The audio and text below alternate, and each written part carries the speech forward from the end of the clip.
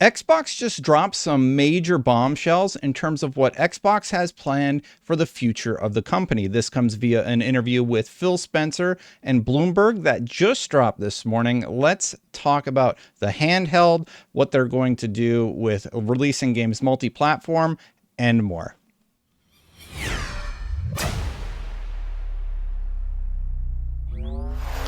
So this is released right this morning, and I was very surprised to see some of these quotes. Phil Spencer talked about what games he sees going to PlayStation in the future, or if he discussed what specifically would not be coming, and has some interesting quotes there. We're going to start at the beginning, though, because right off the top, he talks about, after a tough year, Microsoft Corp's video gaming chief is still looking at acquisitions and charting how to compete and partner in the markets for handheld game devices and mobile stores. That's literally the first quote in the article. And I have to admit, I'm a little bit surprised that they're talking about acquisitions because of all the heat they got after the FTC case. But it seems like they're not done.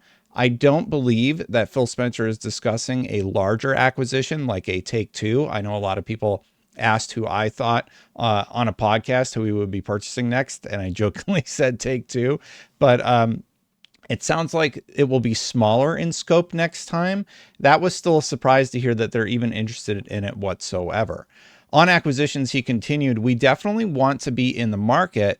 And when we can find teams and technology and capability that add to what we're trying to do in gaming at Microsoft, absolutely we will keep our heads up, Spencer said. Still, there's nothing imminent, and very large deals are probably off the table at present, as the company is spending a lot of time absorbing Activision Blizzard employees, he said. So it is nice to hear that at this moment, when they're doing a bunch of layoffs because of redundancies and such, and just an economic downturn in terms of how companies have been doing the last year, they aren't looking to buy more companies because they are still figuring out how to integrate Activision Blizzard into their overall business strategy. You know, we've seen this at Microsoft with the layoffs and with the restructuring internally and some massive changes for the company as of late. And it was nice to hear that they're not going to do it imminently, but it was also surprising to hear that they're doing it at all.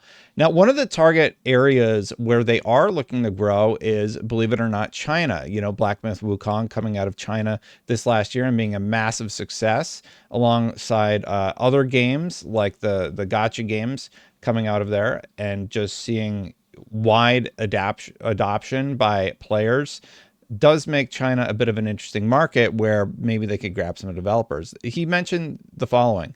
It's been a good area for us to learn from creative teams that have real unique capability, Spencer said.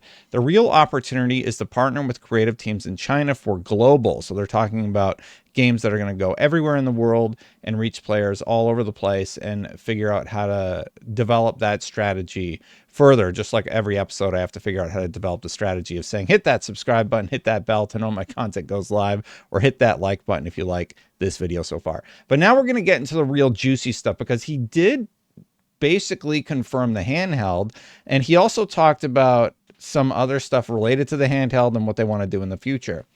So here's what he said. The executive, who has repeatedly professed his admiration for handheld game devices, said the expectation is that we would do something in that category. Although the company is working on prototypes and considering what it might do, Spencer also asked his group to look at the market and develop its vision based on what it learns. Such a device is a few years out, he said.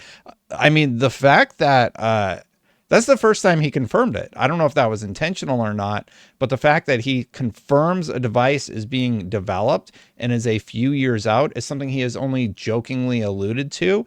Now we can just straight up say, yeah, they're making a handheld. We don't have to like pretend they're not anymore. I think all of us kind of realized that that was the plan all along, and Spencer just straight up confirmed it to Bloomberg. So that's nice to hear. Longer term, I love us building devices, Spencer said, and I think our team could do some real innovative work, but we want to be informed by learning and what's happening now. I do wonder how this impacts my whole theory about them making a handheld and making the world's most powerful console ever, because I'm very excited about an Xbox handheld. I think it would be really, really cool to see what they do in that respect. And I would have liked to see it in 2025 as sort of an answer to the PlayStation 5 Pro, but he's saying it's years out. I guess they need more time to develop it, and it must be earlier on than we expected, but it's coming. And that's awesome. That is awesome to hear. I think it's definitely an avenue for growth where Xbox can get in sometime soon. After releasing the first batch of Xbox games for Sony Corp, PlayStation and Nintendo Switch, Spencer is pleased with the results. Microsoft will do more of that, he said. We won't rule out any game in Microsoft's stable. I do not see sort of red lines in our portfolio that say thou must not, he said. It's too early to make any sort of decision on the next version of Halo, he said. So clarifying specifically about Halo, it is nice to hear where he's saying, okay, Halo's not going to be going anywhere, at least not the next version of it in the near future. But there are a plethora of other exclusives that are currently in the Xbox ecosystem. And it does sound like sooner rather than later, we could get confirmation that Phil Spencer is, or Xbox more specifically, is releasing Xbox games more places for players to play. I think we all saw that coming. I do think that Microsoft has very clearly said we are adjusting our exclusive strategy. I am kind of glad that he talked about Halo a little bit, because I know that has been a concern for a lot of fans, but who knows what that means for Gears of War or any of the other games that they have coming down the pipeline. We know Doom is going to be multi-platform already. We know ESO is multi-platform already. And I do wonder what that means for Elder Scrolls, because the whole FTC case was about how Elder Scrolls was going to be Xbox exclusive. And then it turns out, maybe that's not going to be the case. The Xbox business has never been more healthy, he said, citing growth in cloud and PC gaming as well as console usage. The business is performing right now, and I think that means a more healthy future for hardware and the games we build. That was heartening to hear, because the stories out there are usually about how Xbox is not doing well or how their strategy with Game Pass isn't working. But if you look at the latest numbers, I would say the one area where they're soft is hardware. They've been very clear that hardware is just not it for them, in terms of the console anyway. And they are looking to diversify their portfolio in terms of where they release stuff. However, that said, they also confirm that they are seeing massive player engagement and interaction with their games. So they're doing well. They likely aren't going anywhere and anytime soon.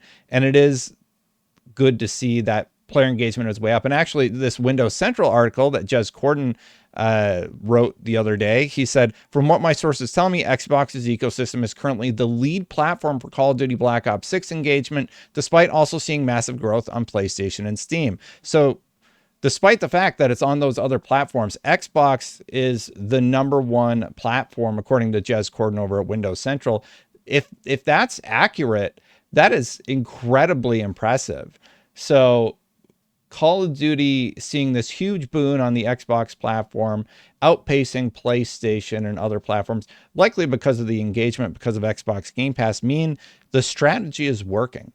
Let me know what you think about all this in the comments below. This article has a lot of very interesting stuff to go over, so lots of things to think about. Let me know what you think about console exclusives in the future and the Xbox handheld being confirmed. Thanks for watching, everybody. Hit that subscribe button, hit that bell to know when my content goes live. I greatly appreciate you watching. I also appreciate the members. Thank you so much to all the members who support this channel. You make videos like this one possible. If you would like to become a member and support the channel, you can do so by clicking the join button right down there. Now, before I go check out my last video about how Call of Duty Black Ops is doing great for Microsoft and Xbox gaming, and I'll see you for the next one. Bye for now, everybody.